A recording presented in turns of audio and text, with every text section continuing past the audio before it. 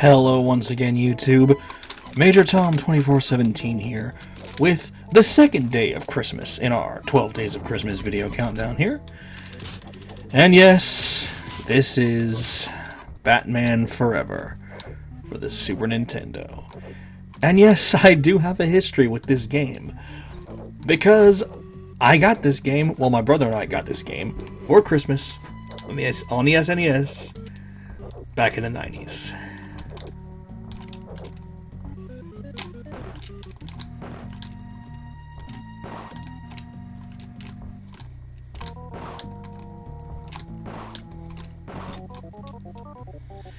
So yeah, it had Batman in the title, it was based on one of the movies. No one could have known at the time how legendarily terrible this game was going to end up being. Although in retrospect, it's probably not as bad as something like Dark Tomorrow. So there's that. And of course this is the opening level, which starts out in Arkham Asylum, based in fact on an early draft of the movie script, which would have opened with Harvey Dent's escape from Arkham Asylum. And there is in fact a deleted scene floating around on YouTube that shows Harvey's psychiatrist and one of the guards going to see if Harvey's okay in his cell. As it turns out, he's restrained a guard and blown up one of the cell walls to escape, after having written "The Bat Must Die" on one of the walls. So there's that.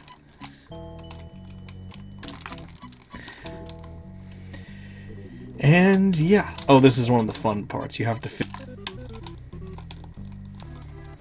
There we go. Okay.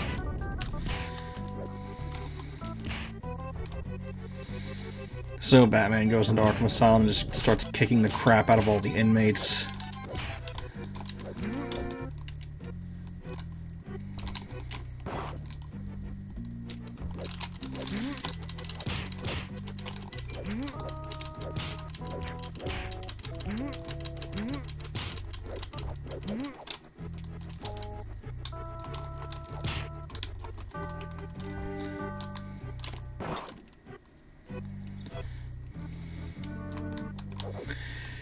Yeah, this game speaks for itself, I think. I thought you could kick that grate and you would get something.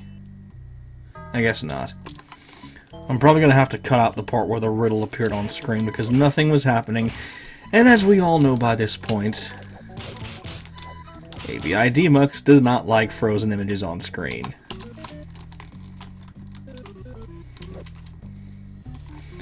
Oh look, it's an electroshock chair.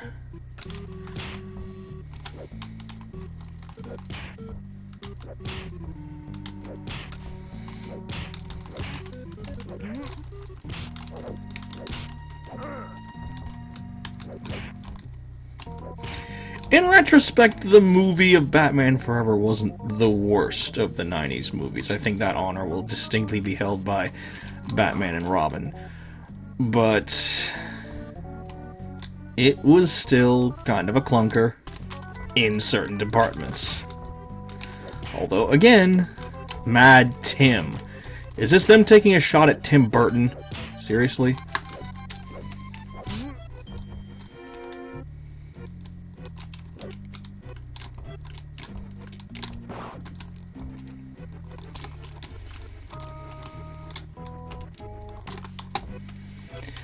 But yeah, of all the games to get for the SNES at Christmas, this was one of them.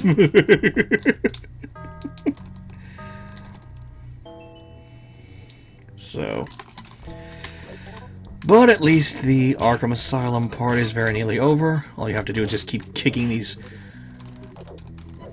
inmates in the face, or uppercutting them.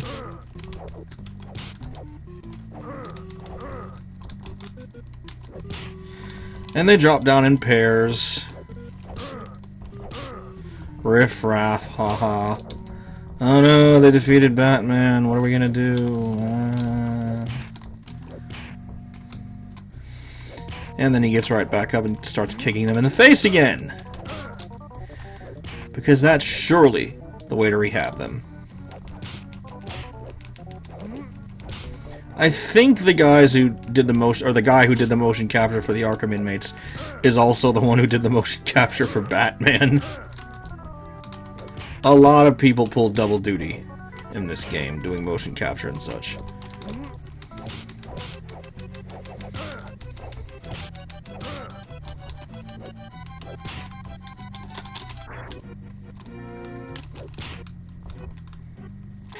And here's the second stage!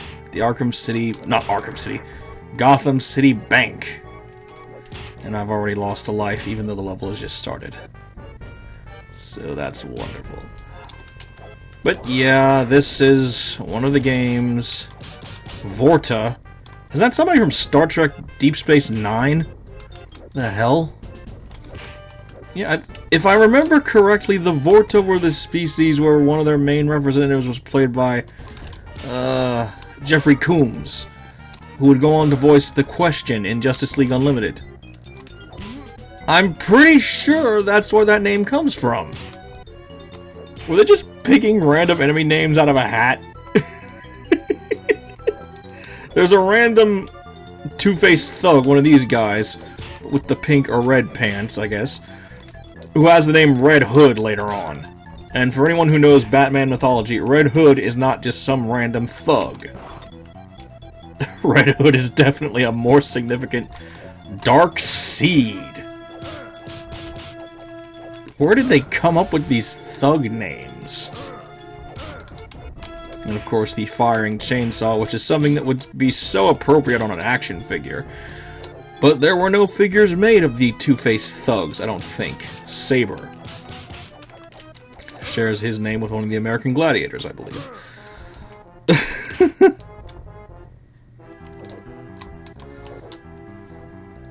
The Cape Glide, which is only very situationally useful.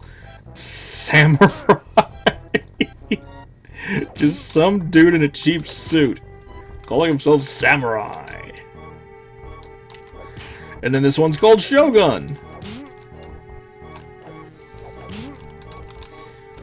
If there's one called Ronin, I don't remember, but if there is, I wouldn't be surprised. Oh no, Yakuza. Even better.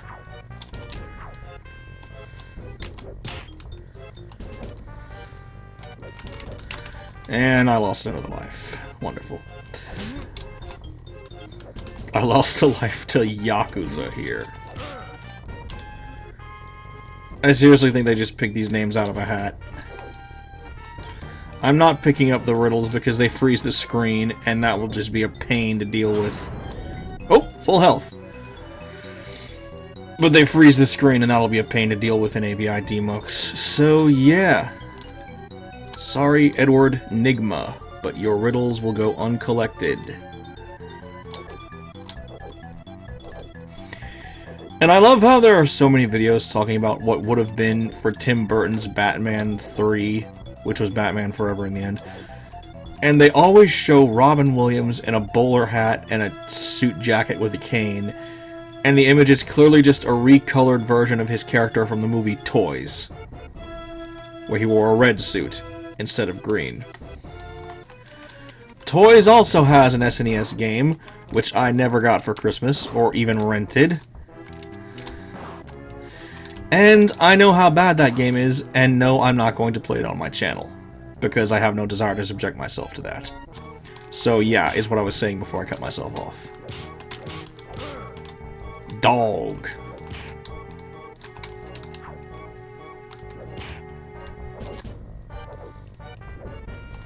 Octane. Blood Fire.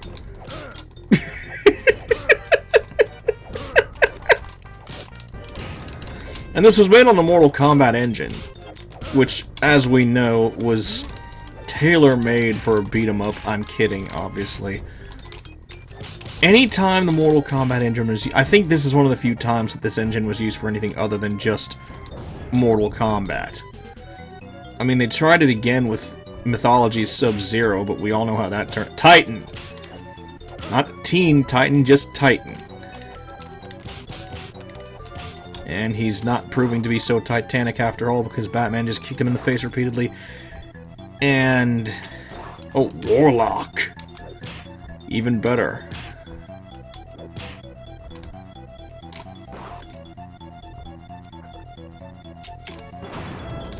Oh, full health. Nice.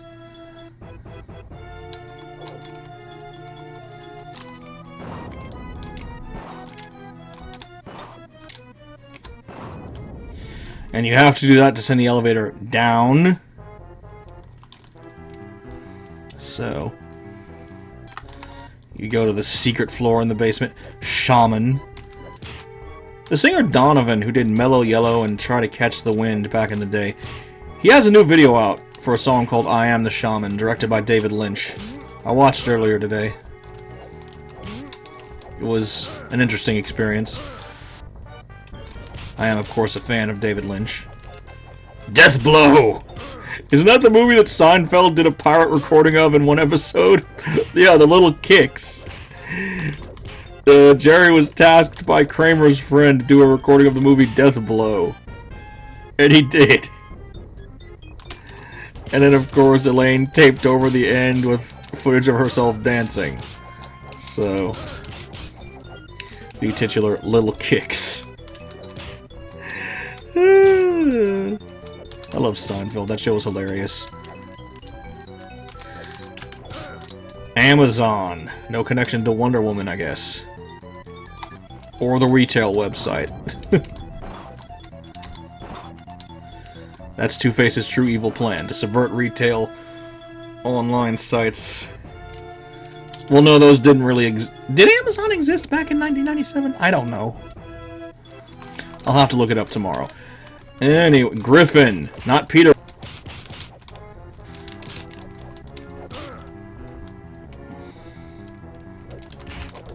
Sirius. Centaur. What is with these thug names?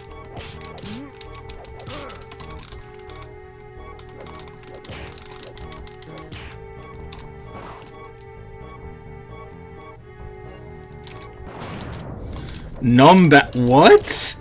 Okay, Nemesis makes it sound like this guy is Batman's own personal enemy or something. He's just a random thug.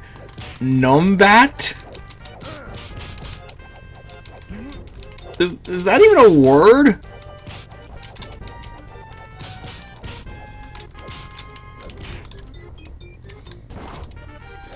Dominator.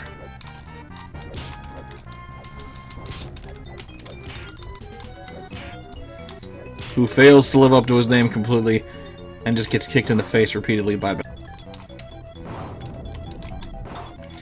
Another elevator stage, or level within the stage. Are you beginning to see why this was so tedious to play back in the day? I know I am. Blade, not to be confused with the Marvel Comics character of the same name. And he doesn't even have a blade, he has a flame... Avenger! Faust. We go from ripping off names from Marvel Comics to suddenly mentioning German literature.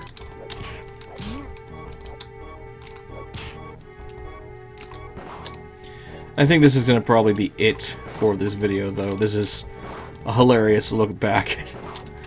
Lathe! That's a woodworking tool! A lathe is a woodworking tool! And Coyote! I think this is going to be it for this video. Thank you all so very much for liking, watching, commenting, and subscribing. This has been the second day of Christmas. Sledge. Is there another one called Hammer coming up? Thank you all so very much for liking, watching, commenting, and subscribing. This is Major Tom 2417.